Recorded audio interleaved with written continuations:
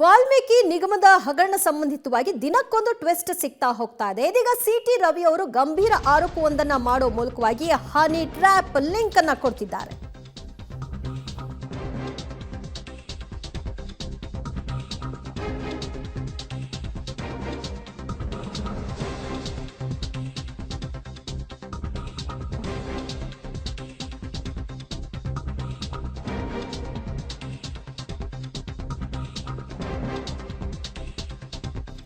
ವಾಲ್ಮೀಕಿ ನಿಗಮ ಹಗರಣದಲ್ಲಿ honey trap ವಿಚಾರ ಇದೀಗ ಪ್ರಸ್ತಾಪ ಆಗ್ತಾ ಇದೆ. A3 ಆರೋಪಿ ಸತ್ಯನಾರಾಯಣ ವರ್ಮಾ ಹಗರಣದ ಕಿಂಗ್ ಪಿನ್ ಆಗಿದ್ದು, ಸತ್ಯನಾರಾಯಣ ಅವರ ವಿಚಾರಕ್ಕೆ ಸಂಬಂಧಪಟ್ಟ ಹಾಗೆ ಸಿಟಿ ರವಿ ಒಂದು ಗಂಭೀರ ಆರೋಪವನ್ನು ಮಾಡಿದ್ದಾರೆ. ಹನಿ ಟ್ರ್ಯಾಪ್ ಲಿಂಕ್ ಅನ್ನ ಕೊಡ್ತಾ ಇದ್ದಾರೆ.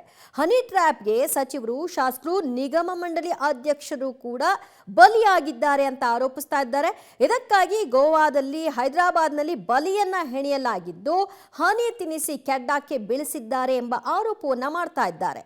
ಇತ್ತೀಚೆಗಷ್ಟೇ ನನಗೆ ಜೀವ ಬೆದರಿಕೆ ಇದೆ ಅಂತೆಲ್ಲ ಸತ್ಯನಾರಾಯಣ ವರ್ಮಾ ಅವರು ಹೇಳ್ಕೊಂಡಿದ್ರು. ನಾಗೇಂದ್ರ ಅವರ ಸಹಚರರಿಂದ ನನ್ನ ಮೇಲೆ ಅಟ್ಯಾಕ್ ಕೂಡ ಆಗಿದೆ ಅಂತ ಹೇಳ್ಕೊಂಡಿದ್ರು. ಇದಕ್ಕೆ ಸಂಬಂಧಪಟ್ಟ ಹಾಗೆ ಕೋರ್ಟ್ ಕೂಡ ಅದರ ಆಂಗಲ್ನಲ್ಲಿ ತನಿಖೆ ಮಾಡುವಂತೆ ಸೂಚನೆ ಕೊಟ್ಟಿದೆ.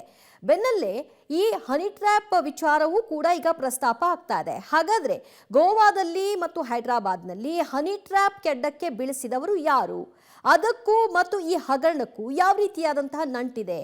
ಇದು ಕೇವಲ ಸತ್ಯನಾರಾಯಣ ವರ್ಮಾ ವಿಚಾರಕ್ಕೆ ಮಾತ್ರ ಹೇಳಿಕೆ ಕೊಡ್ತಾ ಇಲ್ಲ ರವಿ ಅವರು ಹೇಳ್ತಾ ಇದ್ದಾರೆ ಸಚಿವರು, ಶಾಸಕರು ಕೂಡ ಈ ಕೆಡ್ಡಕ್ಕೆ ಬಿದ್ದಿದ್ದಾರೆ ಅಂತ. ಹಾಗಾದ್ರೆ ಅವ್ರು ಯಾರು? ವರ್ಮಾ ಹೇಗೆ ಕಿಂಗ್ ಪಿನ್ನು, ಅವರಿಗೆ ಸಹಕರಿಸಿದವರು ನಮ್ಮದೇ ರಾಜ್ಯದ ಸಚಿವರುಗಳು, ನಮ್ಮದೇ ಶಾಸಕರು, ನಮ್ಮದೇ ನಿಗಮ ಮಂಡಳಿಯ ಅಧ್ಯಕ್ಷರು, ನಮ್ಮ ರಾಜ್ಯದವರು. ಇವರು ಸಹಕರಿಸ್ತಾ ಇದ್ದರೆ ಸತ್ಯರಾಜ್ ವರ್ಮಾ ಏನು ಮಾಡೋಕ್ಕಾಗ್ತಿರ್ಲಿಲ್ಲ. ಇವರು ಸಹಕರಿಸಿದ ಕಾರಣ ಏನು? ನನಗೆ ಈ ಸಹಕರಿಸಿದ್ದಕ್ಕೆ ಕಾರಣ, ನನಗೆ ಸಿಕ್ಕಿದ ಮಾಹಿತಿ ಏನು ಅಂದರೆ, ಇವ್ರನ್ನೆಲ್ಲ ಗೋವಾಕ್ಕೆ, ಹೈದರಾಬಾದಿಗೆ ಕರ್ಕೊಂಡೋಗಿ ಅದೇನೋ ಹೇಳ್ತಾರಲ್ಲ, ಈ ಮೈಸೂರದೊಂದು ಬಂತಲ್ಲ, ಏನದು ಮೈಸೂರದು ಒಬ್ಬರು ಶಾಸಕರು ದೂರು ಕೊಟ್ಟಿದ್ರಲ್ಲ, ಹನಿ ಟ್ರ್ಯಾಪ್, ಹನಿ ಗೋವಾದಲ್ಲೂ ಸಿಹಿಯಾದ ಜೇನು ತಿನ್ನಿಸಿ, ಹೈದರಾಬಾದಲ್ಲೂ ಜೇನು ತಿನ್ನಿಸಿ ಇವ್ರನ್ನೆಲ್ಲ ಬಲೆಗೆ ಕೆಡವಿದರು.